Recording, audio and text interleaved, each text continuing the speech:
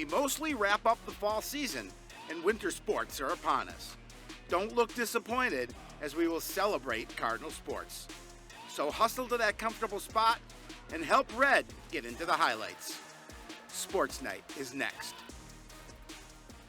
Hello, everyone, and welcome to the Fall Season Review 2023 of Sports Night. I'm Joe Young. And I'm Howard Shapiro. We're wrapping things up. Mostly. We have one sport that hasn't totally finished. We're still going to wrap it up anyway. We're still going to wrap up the fall season and wish the swimmers and divers well Absolutely. as they continue on at sections later this week. But we start talking about state tournament appearance for junior Lachlan Demmer. Competed in the boys cross-country state tournament on Saturday over at the Les Bolstad Golf Course on the University of Minnesota State campus. Turned in his second best time ever with a 17:14.9, but that's only good enough for 139th place. This was a really fast group. The winner finished in 15:04. Wow. I think there were 25 under 16. There were more than 100 under 17 minutes. Wind must have been with them that day. I think there were all but three in the entire field finished under 18 minutes. That's crazy. So it was a very fast field, and Demmer did very well in his race and representing the Cardinals. The Cardinals were hoping they would have a few more runners at state this year. Both squads have a ton of talent coming back, though. Both teams made great progress this season and gained a lot of experience, and both squads should be that much stronger to start next fall. Boys started the season feeling like they had a group that could make it to state as a team this season, and while they felt short this year, they made huge strides in the right direction. Junior Lachlan Demmer, as we just talked about, led the team in every meet and at sections. He had a personal best time smashing into the sub-17 club with a time of 16:37, and that earned him the trip to state. Nehemiah Coon was the Cardinals' only senior on the section lineup. They had one sophomore and 5 juniors. This group saw consistent drops in time throughout the year and put up their best race as a group in the section meet. They finished 11th at the conference meet and 6th at sections, and you can bet those numbers will motivate this team to come back faster, stronger, and pushing for a better finish. The Lady Cardinals came into the season with a few more question marks than the boys. They're a smaller group that is even younger. Like the boys, just one senior on the section roster, but behind her, 3 freshmen, 2 sophomores, and a junior. Freshman Ruby Demmer led the team in every race, finishing first overall at Osceola and earning all conference honors with a 12th place finish at the Northwest Suburban Meet. Cardinals finished 11th in the conference and 8th at sections, but they too were putting up their best times at the end of the season, and with their top 5 or 6 coming back, they should be in a great position next fall. Seniors for the boys, 3 total. Nico Kochiarella, Nehemiah Coon, and Vlad Vorobiev. And on the girls' side, just 2. Kaylee Bierman was their lone runner on the state roster, and Casey Amelsberg also running with the Cardinals this season. But a lot of youth. I love the drive that they have. The boys were really confident when we did the preview piece that they had the pieces, and they do possibly, just not quite at the right level quite yet. Maybe next year. I love the fact that their times get better as the season goes on, and the fact that they're young and they've got all this experience running this season, coming back for next year. They know what they need to work on to develop their skills and get those times down. And it's a group that has already shown their commitment to the sport and putting a lot of time in the off season to improve. It showed this year, and I look forward to what they can do next season.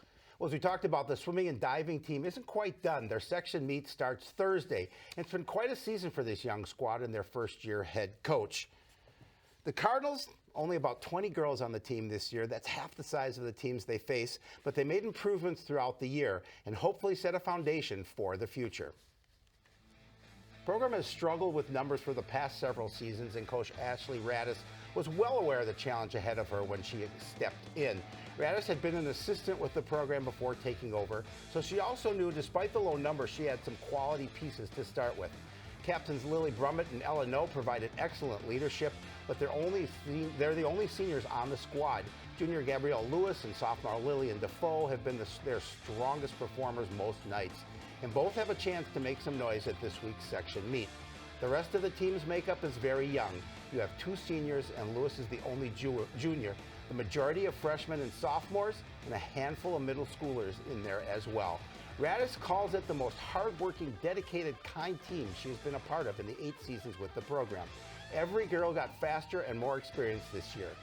That the challenges will be to continue that progress and also get more bodies in the pool.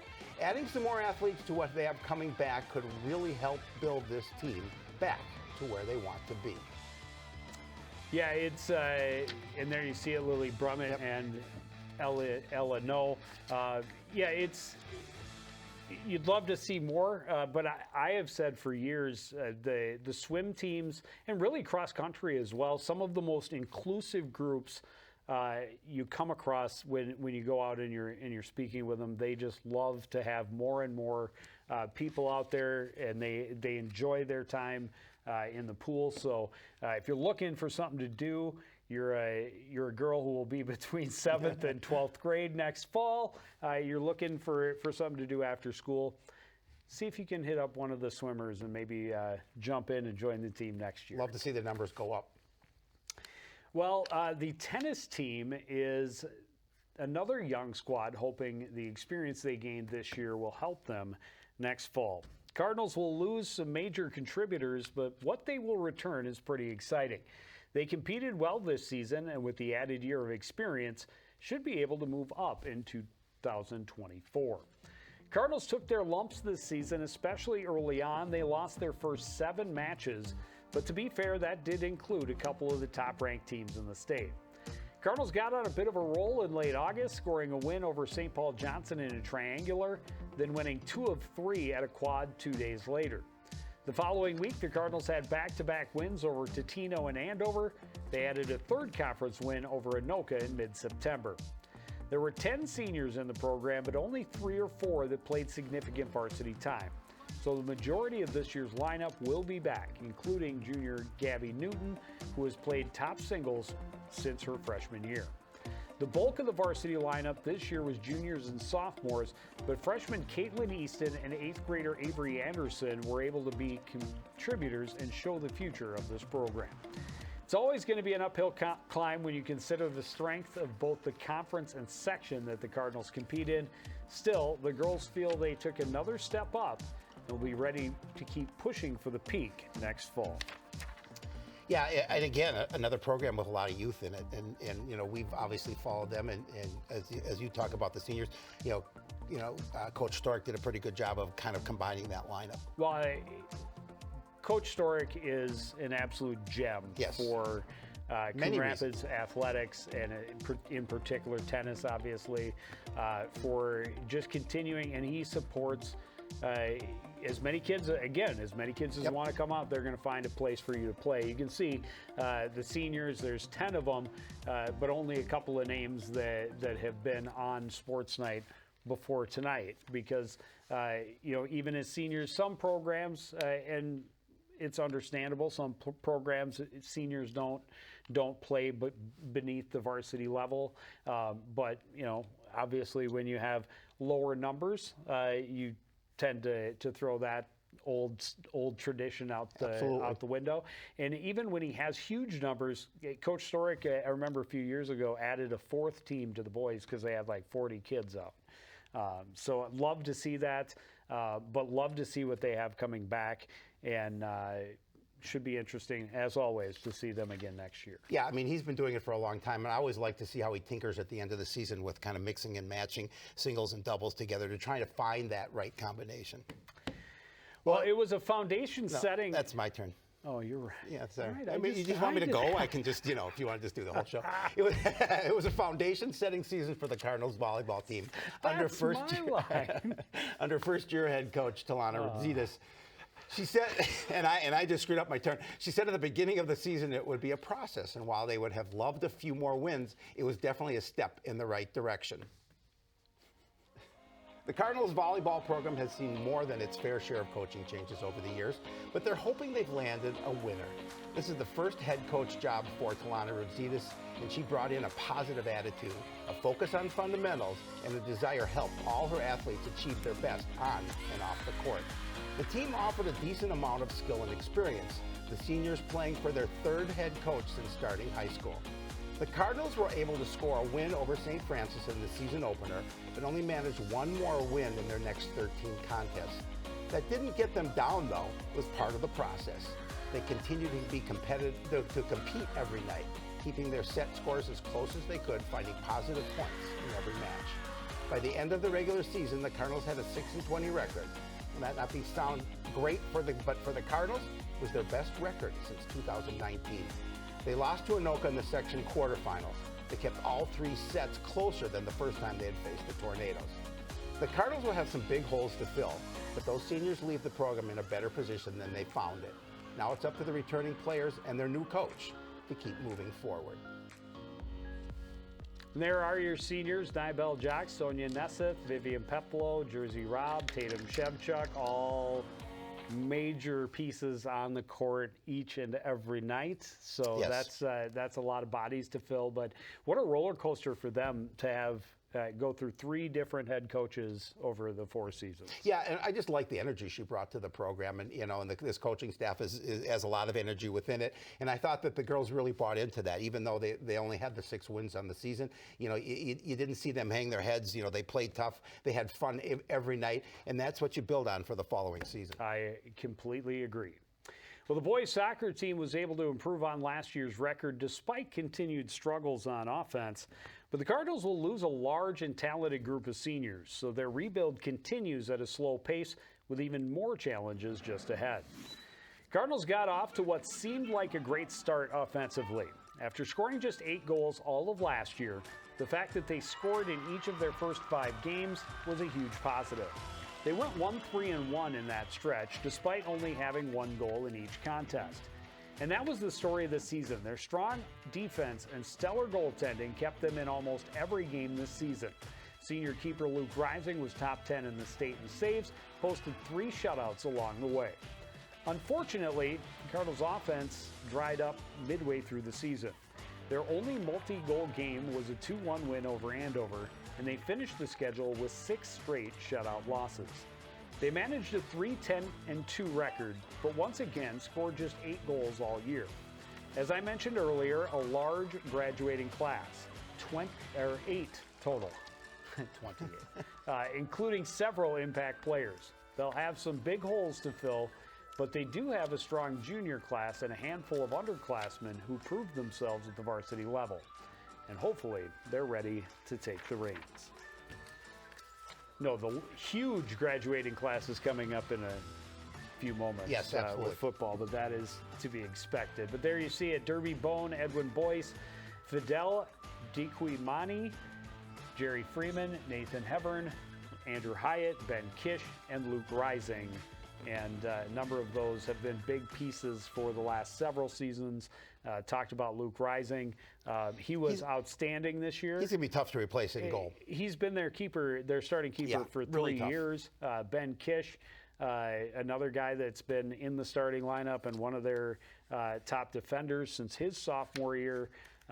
And several of the others have been on the field, contributors night in and night out. And of course, what a great story, Jerry Freeman. I was just going to say that. You can add well, it. no, well, he just, for the fact that he just started this year, came out and was a huge contributor to the soccer team. I love it. This just shows what an athlete is. I'm looking for something to do this fall to stay in shape. Yeah. I could play soccer. Yeah. Coach O, I'm sure, was happy with that, the fact that he kept in shape for getting ready for the basketball season. Absolutely. Well, the girls' soccer team opened a new chapter this season, the first under head coach Ben Benson. The Cardinals were coming off a 1-win season, and they were eager for a fresh start. It took a little while to get going, but they showed flashes of hope that they have for the future. Cardinals started the season knowing they had to find an answer on offense. They had just 8 goals last year, and those scoring struggles continued at the start of the season. Cardinals had just 2 goals in their first 6 games, but something started clicking a little better after that. They had 3 in a win over Osseo, beat Forest Lake 4-2 just 4 days later. While they lost 3 straight to Blaine, Spring Lake Park, and Centennial, they scored in each of those games and avoided the goose eggs. It was a step in the right direction. The Cardinals had back-to-back wins over Cambridge Isani and then a 9-goal outburst against Park Center. Their 4 wins on the season was a 400% improvement, and their 25 goals this year is better than 300% improvement. Definitely trending in the right direction. However, they will lose 6 seniors, including their top 2 goal scorers. They also have a lot coming back. Junior Sophia Bakri and sophomore Kaylin Green each had 3 goals, and sophomore keeper Stella Bone proved very capable of keeping them in games night in and night out. Yep, a talented group. Isabel for Allen, sure. Monica Bolanos, Selena Cardenas Lazos, Anna Langworthy, Michelle Sa, and Grace Stevenson. And Bakri did earn all conference honors. Yep. She's coming back. Her and Green, nice pieces. Bone, a nice piece. They had a lot of girls get time this season, so that's good. Got an email from new head coach Ben Benson, and he was had very positive things. Was very excited about the way they went through the season, and like you talked about, getting big numbers, Right. Especially late in the season. A nice way to end. I love the skew on the 400% improvement, 300% like it. improvement. I like you it. always love it when the numbers work out in your favor. I know my boss does. So, Well, last but not least, we will talk about the football team, and unfortunately, this was a season of coulda, shoulda, woulda for the Cardinals. They had some great moments, some very memorable plays, but they finished as a 2-7 team that could have easily been 500 or better. And they will lose a ton to graduation. So the pressure will be on double strong next season. Kaijon Cummings-Coleman came out as advertised and electrified the game every time he touched the ball. He had touchdown catches of 47, 63, and 69 yards in the opener against Centennial. And when Osseo was foolish enough to kick it to him, he ran it back all the way. Finished the season with over 650 yards and 10 scores, over 2,000 yards and 25 touchdowns in his career. Oh yeah, by the way, C-Squared also played defense and led the Cardinals with 5 interceptions, 3 of those in the end zone. Part of why he'll be playing DB at Iowa State. Lofton Ogroski had a great season as well, over 450 yards and 6 scores. And Jared Fearing had 4 receiving TDs while also leading the defense with 89 tackles. Unfortunately, they are all seniors, as is quarterback Jacob Maddock, and many, many more, 27 total. Most of the lineup on both sides of the ball. The Cardinals' highlights included a win over Osseo in the home opener and their first victory over Champlin Park since 2006. But blown leads against St. Michael Albertville and Anoka, the homecoming loss to Blaine in the rain, and the overtime loss to Farmington in the finale all sting more than a little. Cardinals had their chances to win all of those games, and at 6-2, they would have had a chance to host a playoff game. Instead, their season ended in the first round against Lakeville North. They played the Panthers really strong, though, but unfortunately lost 28-12. And there they are. That's page 1, by the way. I figured. That's just A through J. Adler, Arthurs, Bachman, Cummings, Coleman, DeMars, Dennis, Fearing, Hetwer, Hollister, Jensen, and Jones. Page 2 includes Aiden Laughlin, Jacob Maddock, Carter Miller, Logan Ness, Aloysius Nippon. I'm going to miss that me name. too. Ogroski, Palmer, Plombin, Putu, and Cam Ross. That's page 3. Sorry, Page 3. We're done yet. How about Short, Tadama, Warren, Wells, and Wheatonen? That's a great name too. That is, Hunter yeah. Wheatonen. It's interesting. And the names on that list Yep. consist of about 80% of their starting offense and defense. Well, yeah, and they have obviously some talented kids that will play at the next level. I mean, obviously you talked about C-Squared going to Iowa State. Ogroski's going to play somewhere, but he's so skilled. He offers so much that provide a college program. Other guys have the opportunity to go and play at the next level as well. I was really impressed. The defense had a tough time getting going, but they played much, much better later in the season. But I was thinking about some of the names on the defense, like Samson LeClaire. fearing for sure. But all the two-way players that are seniors are going to be hugely missed. LeClaire played really well. LeClaire was outstanding. Kenny Wells was outstanding. C.J. Adler played really well. Adler was very well.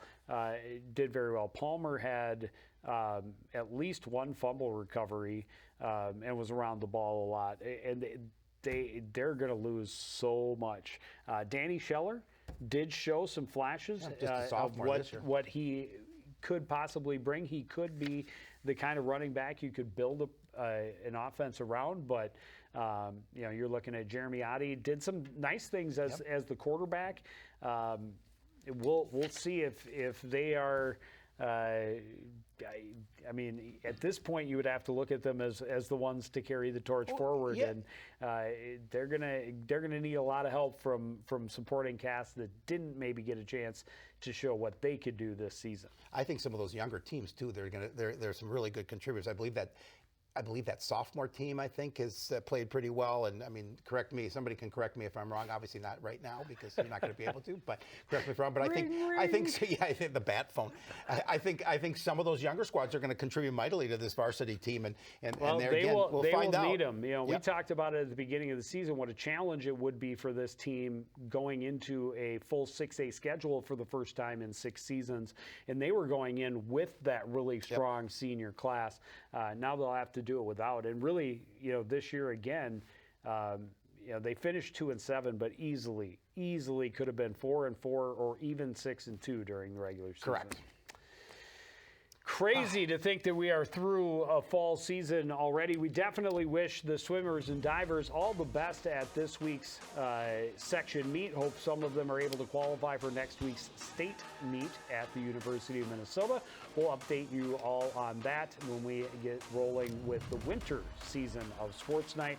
It's hockey time on CTN. The girls hockey team opens on the road at Rogers on Thursday. And Howie, we'll be there. They will host their home opener on Saturday with the Eden Prairie Eagles coming to town.